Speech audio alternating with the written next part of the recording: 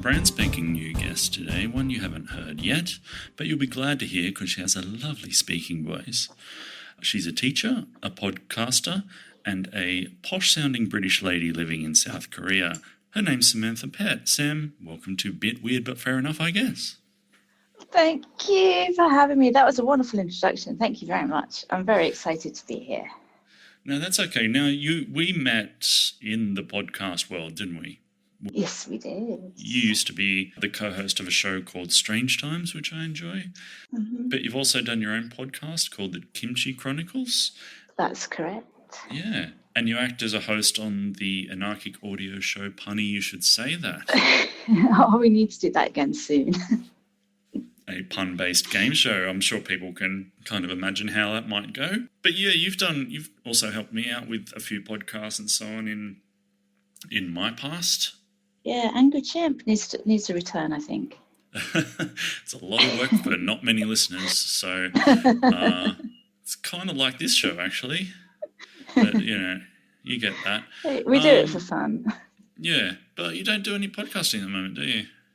No, I kind of fell out of it when I was, first of all, running out of ideas, and then it was summer over here, and I can't record with the aircon running because it's just the aircon's too loud, and then people would be like dripping in their own sweat. Yeah. So, and then I just kind of fell out of it. So you'd be worried about fan death as well, wouldn't you?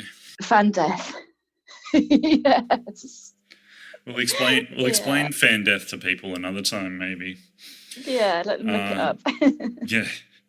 So you're in South Korea. So I've themed a few South Korean weird things here. I hope you don't mind, but this is probably the first time that we're going to get any kind of accurate fact checking on this podcast. So you'll be able to tell me whether something I'm talking about is complete garbage or not. I'll do my best. This might be the last episode of Bit Weird, actually. Oh no! Don't say that. You might shoot it all down in flames. Well, you might be able to help me with the pronunciation, at least, of this first one. So this is a weird law, a weird South Korean law. Okay. And it's called Senyum. Does that ring a bell for you at all? It does not. The pronunciation sounds good, but I'm not sure. I'll start telling you, and you might tell me it's a completely different word or a completely different pronunciation. But it is the day in South Korea of the College Scholastic Ability Test.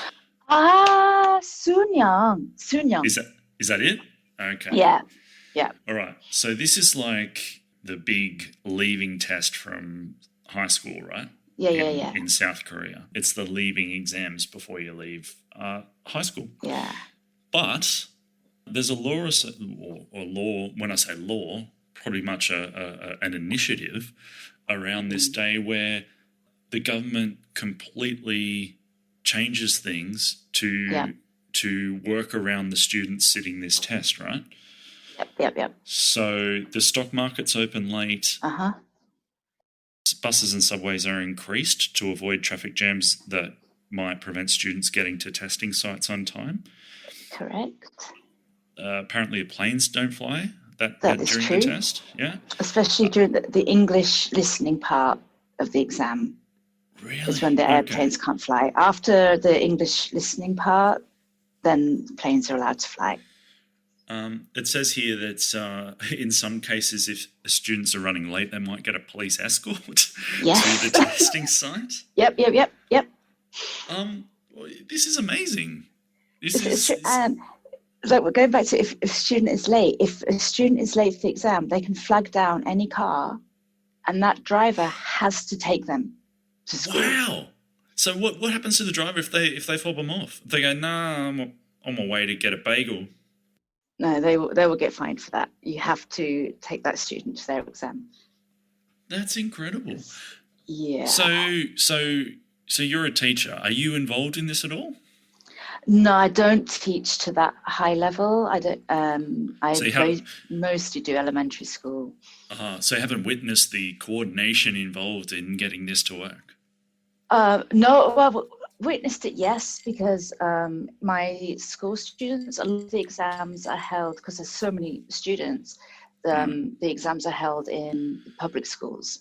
All right. I thought you were going to say because you were trying to fly somewhere that day and had to sit around the airport for 6 hours. No, my kids love it because it means that they can't go to school, because that would increase traffic as well. Oh, right. So my kids don't start school until 10 o'clock on the day of the Sunyong. Wow. So that's what's involved in getting people or the kids to the testing site. And also, during the test, them being able to have full quiet and concentration. But the families of the children tend to go to church and temple while it's on. Yes. And yes. Clutch photos of their children and pray. That is also true. Pray while it's going on. Yeah. And then they will wait. After they've done that, they wait out, because it's a very long test. It's hours long. So it's hours long, and then after their parents have done all the praying at the temples and things, they will go and wait outside the school with how can I say this? A bouquet of lollipops. A bouquet of lollipops? What, every time? If you can imagine such a thing, imagine Chupa Chups. Yeah. So if you have those in Australia. We do, but can I hear you say that again? What, Chupa Chups? So how do you say it?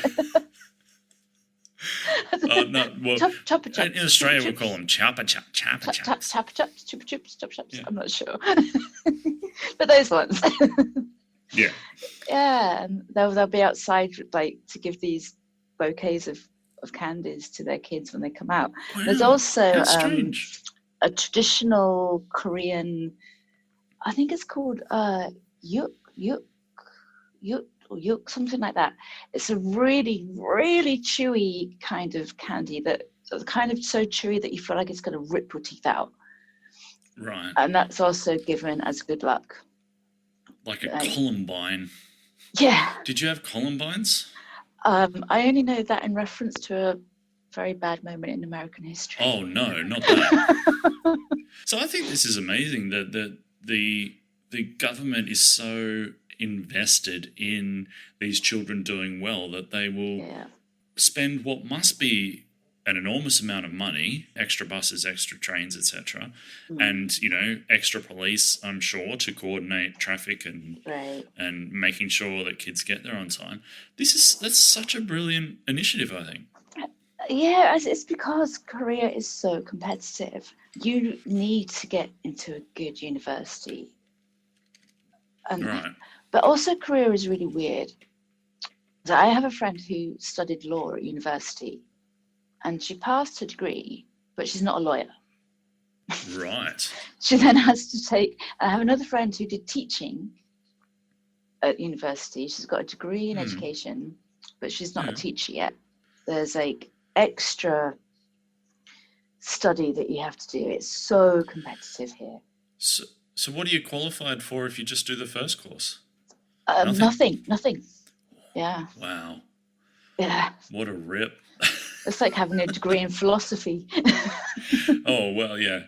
They don't ask anyone to do any additional courses there, I'm sure. You don't want me to do an extra year? No, it's not going to change anything. We're not going to change your career prospects. Wow. Okay. Well, yeah. Well, there you go. I'm 1 for 1 so far. That's true. Okay. I'm really glad that that's true too. Good. All right. Well, I'm going to hit you with some more now as I move on to my little story for the week here. Okay. Strange things that are banned in South Korea. Oh gosh. Okay. Now this is. We'll rip through these quickly. You might just be able to confirm or deny, maybe. You're not allowed to play with chopsticks. It's rude to play with chopsticks. Yeah. Is that true, right? True. Yeah. That's because in Korea they do memorial service for people who've died, and they use incense sticks in a bowl as they do the memorial service. And so playing with chopsticks resemble incense sticks. Ah. And so therefore you should never leave your chopsticks in a bowl pointing upwards like you would be in sense. Right. So yeah, you're right again. So, how many of these kind of loose associations are there, I wonder, where something looks a little bit like something else, so therefore you can't do it? Oh, God. I'm sure there must be heaps, right? Yeah, probably. Especially the older generation. So if I go to South Korea and I'm struggling a bit with my chopsticks and I'm trying to stab the food, I'm going to have to be subtle about it, right? Yes. Don't. Okay. It's more like don't twirl them around. Don't. Oh, right. Yeah. Don't pretend I'm Raphael when I'm using them as size. Yeah. Okay. Tattoos, you're not allowed to show them? Oh, fuck, yes. This has happened to me. You're not, it's not so much now, to be honest, but when I first got here, I was not allowed to go into a sauna because I had a tattoo, which meant that I'm a gangster. Oh, right. So I have personal experience with that one. So how long, when did you first go to South Korea, sorry? 2004. Oh, wow. You've been there that long? Yeah. Holy shit. All right. I've been here forever. And that's true. What about don't leave tips in cafes? Yeah, there's not just cafes, anywhere. Don't leave tips anywhere. So, again, is that an insult thing? Yeah, because you're considered the guest, you're the customer, you're paying for the service, and it's just a very non-tip culture. Yeah. The only time I do tip is perhaps in a taxi. If say, for example, the taxi is 6,300 won, and I pay 6,500, I'll tell the taxi driver keeps change. All right. But I would never leave a tip in a restaurant or a hairdresser or. No. He won't get insulted and start dropping F's and C's everywhere at you? Taxi drivers kind of just say, "Oh, thank you very much." They appreciate it, but they're bloody taking tips on the sly. I bet they're not telling anyone about those tips. Yeah, I'm sure. Yeah. I should point out too that this is just an interest kind of thing for me. This isn't me saying, "Oh, look at these bloody South Koreans, how weird they are." This is just me being intrigued more than anything else. Yeah. So in that spirit, don't leave food on your plate. Is that correct? That's an insult as well? That is, that I'm surprised how much I know about Korean culture suddenly. That's been there 16 years. Yeah, that applies to monks. Right. Just monks? And yeah, I've also had this experience personally as well. Monks are not allowed to leave food. Right. It's very disrespectful to Buddha and the balance of life and Confucianism and Buddhism. And I was actually in a restaurant one time where these poor monks had eaten their full, but they still had some food left because it's like Korean restaurants are very much sharing food. Right, yeah. So you'll sit around the table and you'll cook the meat together, or you'll share a bowl of soup together. And these guys were full, but they couldn't leave the food. So they're walking around the restaurant offering, like, please take this food for us. Where's the line, I guess? If you've got a monk there and he's eating a plate of baked beans, does he need to get some bread to mop up the sauce with at the end? Or is sauce remnants allowed? I just got this image of a monk like trying to lick the plate clean. Yeah, after a big English breakfast, full English. Oh, don't say that to me. I would love that. You can't get one over there? Can't order it? No. There's no British-themed restaurants over there? Oh, funnily enough, I found a good one last weekend that did really good fish and chips, but the chips were meh, but the fish was amazing. Oh, okay. So it's out there more than it was when I first arrived when there was nothing. I should probably point out that I was the recipient of some racism in a Korean barbecue restaurant once. Really? Yeah. What happened? Well, I was somebody I worked with at the time was a South Korean fellow, and Oh. there was myself and maybe one or two other honkies there. And we went to this restaurant for his bucks because he was quite religious, so that's pretty much the extent of the excitement that the bucks party got to. But there was 2 or 3, white Aussie guys, and all the rest were South Korean expats, right? Okay. And Korean barbecue restaurant, you just go up, get plates of raw meat, go back to your table, and it's got the little barbecue burner in the middle of the table, where you then cook your own meat. And we were obviously just cooking meat for the whole table. But the South Korean guys would only give us sausages to cook. What? Because we were Aussies, and sausages would be the only thing we were good at cooking. No, like one of the nations who's most famed for their barbecues. Yeah. It was a joke, but it's, it's still casual racism, and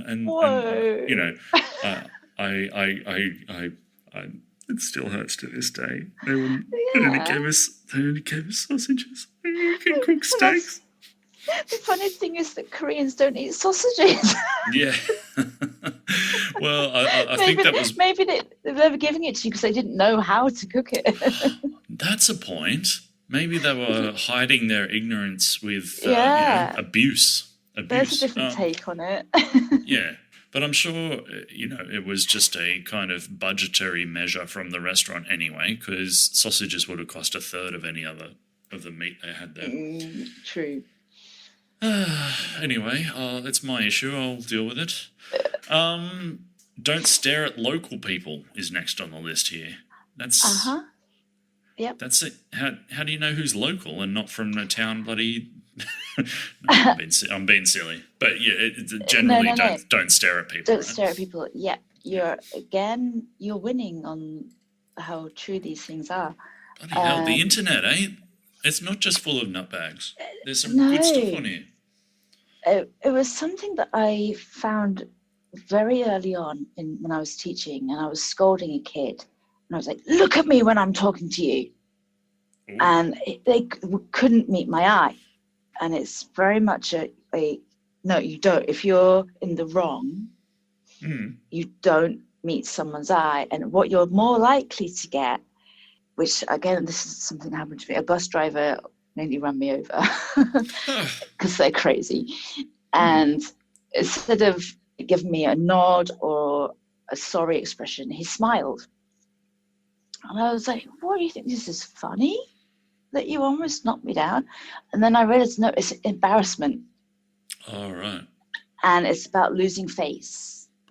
Okay. I thought you were going to say that he was trying to make sure he wasn't looking at you so much that he had his head in the other direction while he was driving. Yeah, definitely didn't see the Wayguk over there. Wayguk foreigner, sorry. Right. So rather than, they won't meet your eye if they feel that they've done something wrong. Interesting. It's different if you're a foreigner, because especially when I first got here, there weren't that many foreigners at all, and people like mothers would come up to me and say, "Can I take a picture of you with my child?" I was like, "Oh, I'm famous just because I have white skin." And hair, right? The different colour hair is right. Is a big thing, I've been told. Yeah, but definitely that you don't meet someone's eye if you know you're in the wrong. Yeah. I'm suddenly feeling bad about this. I feel like an ignorant white guy asks stupid questions about South Korea.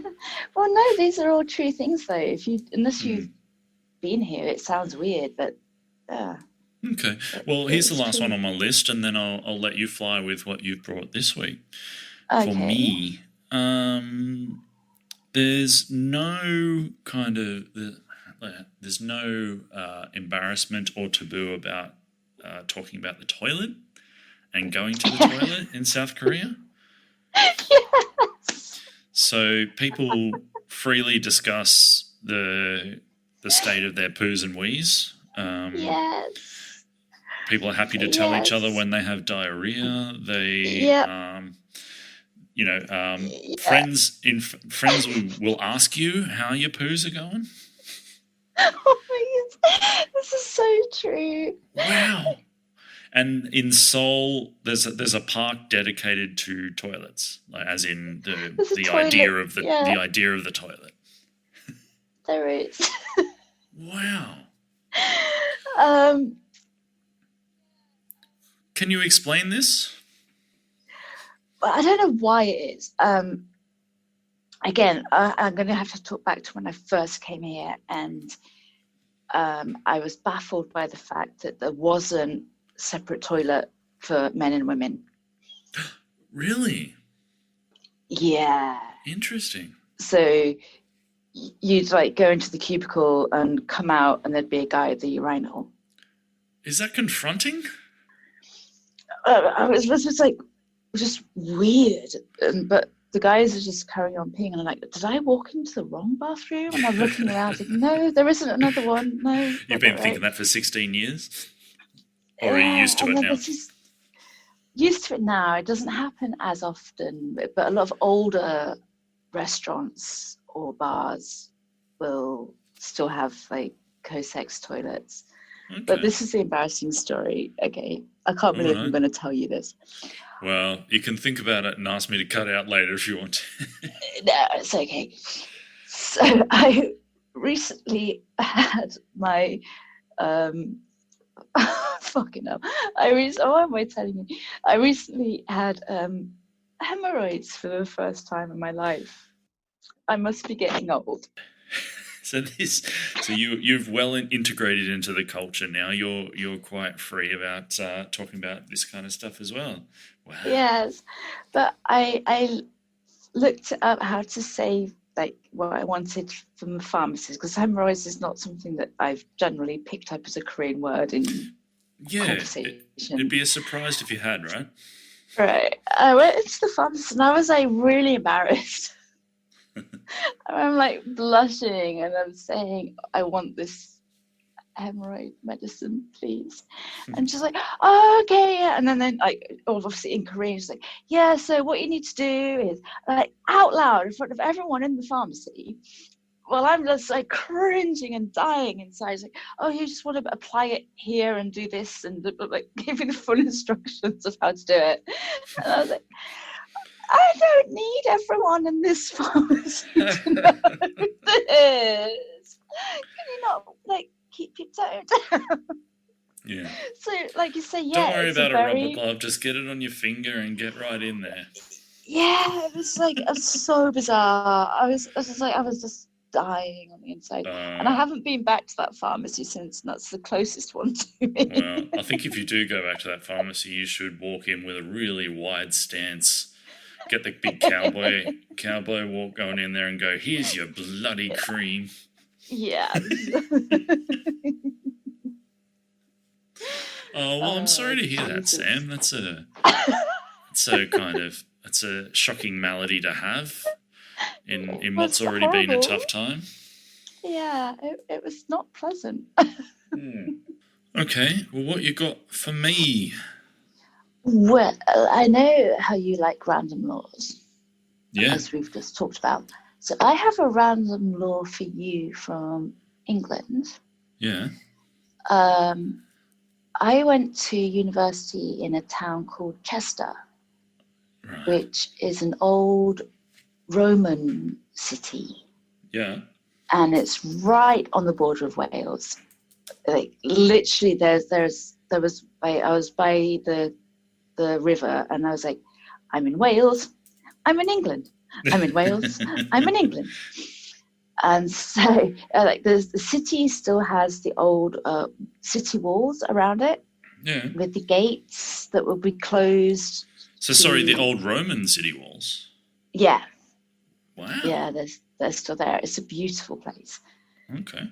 But the law that's never been modified is that if you find a Welshman within the city walls after midnight, you can shoot him with the bow and arrow. Well, these are Romans. I thought you were going to say crucify him. Well, yeah. Yeah. And, the funny thing is that the city hall has a clock tower with obviously like 4 sides, the clock tower. Yeah.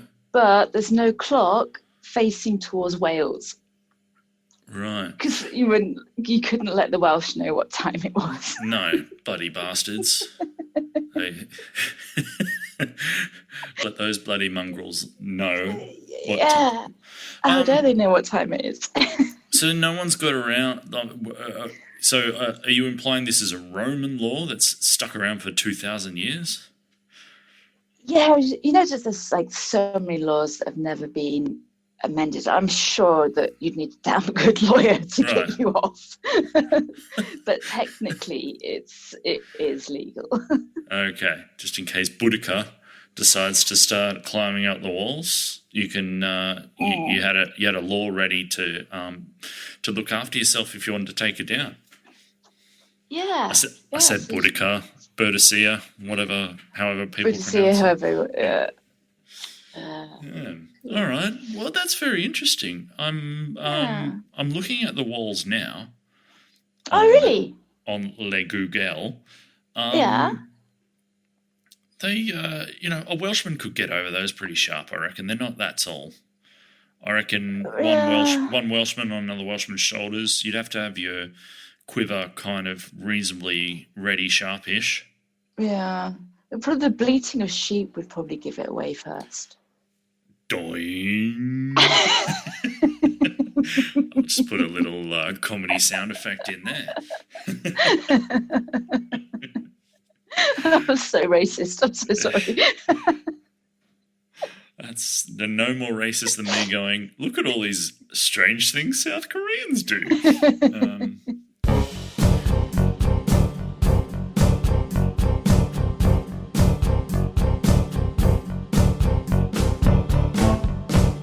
So that was an entree, I think. You have one or two other things to chat about. I do, and I'm really happy that you, on your Book of Faces today, you shared a picture of your kitty cats. I did, yes. We've got 2 stools here. I've got 2 cats, and they just kind of have taken to sitting on the stools for the majority of the day. Occasionally reaching across to slap each other because they tend to enjoy fighting, but it's very low-key fighting, very low-energy fighting. It will be just a slap or two and then go to sleep for an hour kind of deal. Okay. Well, yes. I wonder how would they have survived during the period of the Battle of Pelusium in 525 BC. This is like Pelusium. That sounds Roman as well, is it? It's actually Egyptian and Persian. Pelusium. Okay. This is just like a weird story, but it's actually true. So Egyptians, surprisingly, I didn't know this. I just think of I don't know. Am I being racist again? I don't know. I just assumed in the old times people ripped meat off bone with their teeth and chucked the bones behind them or something. Yeah. But Egyptians didn't. They were actually mostly vegetarian or pescatarian. Okay. By design, I wonder? No, by choice. Okay. Animals were kind of worshipped by them. Yeah. And then the fall of the Egyptian Empire came about because so it's the Battle of Pelusium, and the Egyptian leader was, I have trouble saying his name, Pharaoh Semetek III. Right. And he was up against the Persian king of Cambyses II. Okay. The Persians should have lost. By all accounts, Persians should have lost. But by weight of numbers, you mean? Yeah. Right. But the Persian king was very smart. And I'm sure everybody knows cats were revered by Egyptians. Or you're going to tell me some sort of tactic where they used cats in some way to Yes, I am. Wow. Yes, I am. They didn't throw cats at the Egyptians. They didn't put them in a catapult or anything, did they? That's where the word catapult came from. No, I just made that up. Oh wow! It's not true.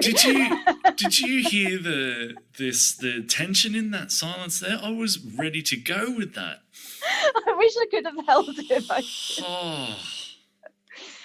Oh, So wow! yeah, cats. If you'd said nothing, that just would have You been. would have believed me. Oh wow! Okay, we can just it out and pretend that it's real. So what happened with the cats? Why were cats so important? I was curious, like why cats? And they were associated with the goddess Bastet. And Bastet, the goddess, was often depicted as being like half cat, half woman, or like a mix of both.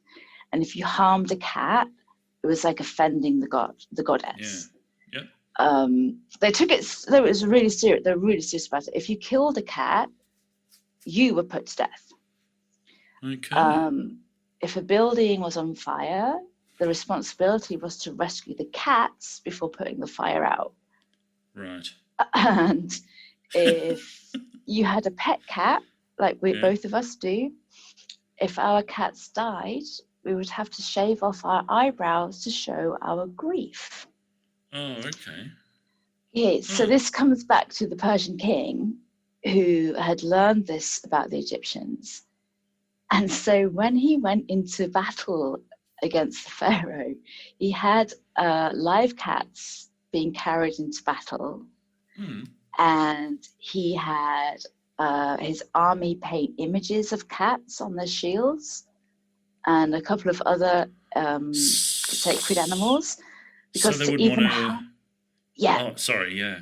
Sorry, I'll stop interrupting. To even harm the image of a cat was to offend the goddess. Brilliant. So the Egyptians would not throw spears or arrows at the oncoming army. So what they try and do? Trip them over or something? It's about the extent of what they could do. That's pretty much all they had left, yeah. Right. Or they had to come like really close to hand-in-hand combat, and then still they could not hit the shield. Just have to do that kind of slap them on top of the head Benny Hill style really fast. Yeah. Wow. But however, I have a different theory. Oh yeah. So while this is historically true, I think the actual truth is that cats were demons. They were associated with demons, not gods. And how I know this is because I'm going to play you a recording of my cat, and this is what proves history was wrong. History was wrong. Cats were associated with demons. Okay. Let's see if I can get this to work. I'm a little scared.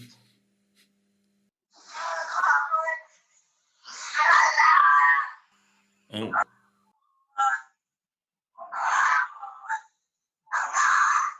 Oh.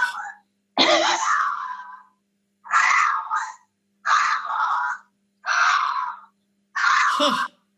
That's terrifying. Yep.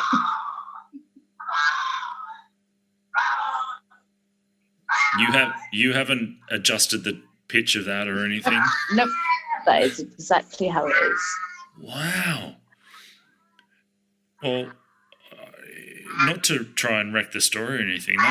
That sounds to me like a cat with a hemorrhoid. It must be. That is my cat every freaking day. Oh wow! I mean, that could have just been the whole story. My cat sounds like this. Thank you. Good night. The end. Yeah. So have we attempted an exorcism of any kind on this animal? No, he's too vicious for that.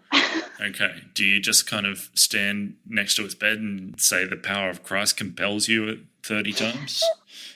No, he's a beast from hell. So this is why I think that historians have got it wrong about... I don't think the Egyptians worshipped them. I think they were in fear. Okay. Well, thank you for that. That's was both enlightening and frightening. You're good. I'm going to move on to the product of the week. And, you know, we live in a very vain world, self-obsessed world. Sadly. Selfies are obviously very prevalent. Everyone loves a good selfie. So now you can, as a first thing that you enjoy in the morning, buy yourself a selfie toaster. What? So, yeah, what you do is you buy the toaster, you mail a selfie to the Vermont Toaster Corporation. Oh, no, And- you're not going this way. And they will send you back a metal plate with your impression on it. You put that inside your toaster, and every morning you can have toast with your face on it. Oh, So- no. So you can eat yourself. You can eat your face every morning, correct? Yes. Or, if you've got guests coming, you can always send their selfie away and give them a little startle by putting some toast with their face on it in front of them in the morning. Oh, no. No, I think what I would do, if I don't have any enemies, but maybe if I had an enemy, I'd put their face on it and then I'd eat them. and I'd make it really painful. So I'd nibble around the edges first. I think you and your cat are made for each other, to be perfectly honest with talk like I just that. realised how psycho I sound. I think you'll be sounding like it before too long. Parting oddity time. We've reached the end of the episode here. Okay. But it's parting oddity time, and I'm going back to my South Korean shtick by telling you that South Korea is the second leading consumer of spam Oh, absolutely, yes. in the world. Okay, you've experienced this? I am going to have to send you a photo that you can put up on the show details. Okay, fantastic. So everyone knows what spam is, I hope. It's, the incredibly processed, incredibly salty ham-like substance. Like luncheon meat. Yeah, it was introduced into Korea during World War II. The Koreans saw spam as a delicacy now, and it's a popular gift for the Lunar New Year Yes, it is. to drop a little tin of spam on someone's doorstep. So, there you go. You're almost right. Oh no! You've almost got it. Okay, through a window. No, they give a whole gift set of spam. Hang on, what's a gift set of spam? I will find the photo and send it to you. Okay, like a basket of different It's a box of maybe 12 cans of spam and 2 bottles of canola oil for you to fry it with. Oh, right. No HP sauce? Oh no, sadly not. All right. Well, Yeah, but you can tell when it's coming up to New Year. So this isn't just something that was kind of after the war. This is something still going strong today, you're telling me. Yeah, I think it became a thing during the war because the American soldiers would like we have something over here called gunde jjigae, which is like army soup, and all the crap that the American soldiers wouldn't eat would get tossed out, and the starving Korean people would gather it up and try to make some kind of soup with it. Right. So there would be spam and some noodles and just whatever leftovers the Americans didn't want. And then since that, spam became a commodity, it was a big thing. So it's very, very normal to get. I've received so many spam gift sets I can't count. Wow. Well, I don't know. In Australia, I don't want to keep going back to Devon, but I can't imagine giving anyone a big Devon knob and saying Happy New Year, Happy New Year. Have 12 cans of Devon. Cop this processed shit. Yeah, with the oil to fry it in. Yeah. Yeah, well, that's thoughtful. The oil, did you say 2 bottles of canola oil? Yes. Gosh. Ugh, all right, I've made myself feel ill. That's probably a good point to end the podcast at. Yay! Thank you very much for joining me here for the first time, Sam. Oh, I've loved it. I've really enjoyed it. Thank you so much for having me on and listening to me babble. Hey, that's what it's all about.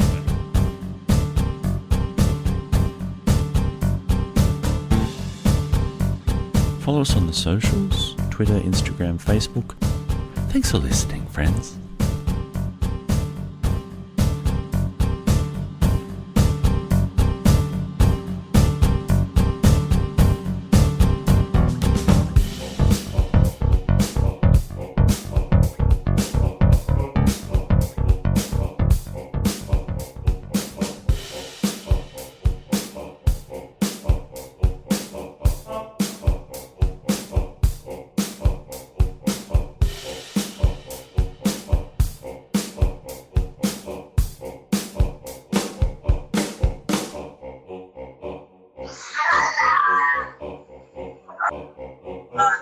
I cast you out!